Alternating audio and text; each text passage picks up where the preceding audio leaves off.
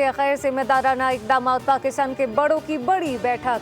वज़ीर-ए-आज़म शहबाज शरीफ की ज़ेर सदारत कौमी सलामती कमेटी का इजलास जारी। वफाकी वज़रा मुसल्लह फ़ौज के सरबराहान शरीक। पहलगाम वाक़े के बाद पैदा होने वाली दाखिली और खारजी सूरत-ए-हाल पर गौर होगा।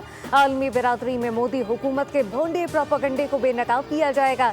कौमी सलामती कमेटी उजलत में उठाए गए भारतीय नाकाबिले अमल आबी इकदाम का जवाब देने का जायजा लेगी।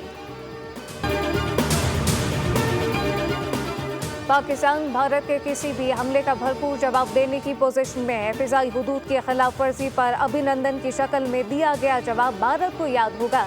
वज़ीर दिफा हाजा आसिफ कहते हैं कि भारत पहलगाम वाक़े पर दूसरों पर इल्ज़ाम धरने के बजाय खुद एहतसाब भी करे।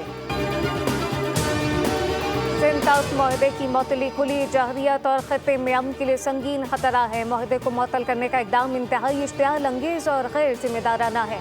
सिंध के सीनियर वज़ीर शर्जील इनाम मेमन कहते हैं कि भारत माजी में भी बैनुल-अक़वामी दौरों और अहम मौक़े पर फॉल्स फ्लैग ऑपरेशन का सहारा लेता आया ताकि दुनिया की तवज्जो असल मज़ालिम और नाइंसाफ़ियों से हटाई जा सके।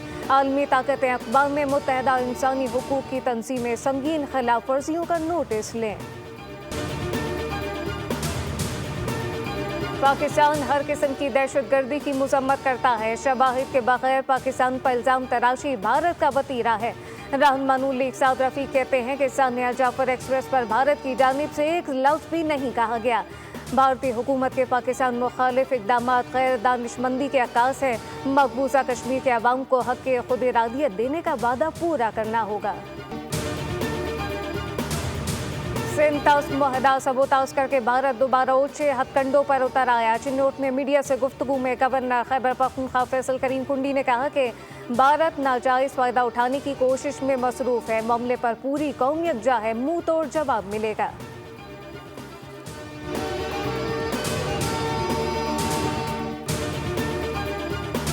नई नहरें निकालने का मामला। चेयरमैन पीपल्स पार्टी बिलावल भुट्टो जरदारी की आज वज़ीर-ए-आज़म शहबाज शरीफ से मुलाकात मुतवक्के।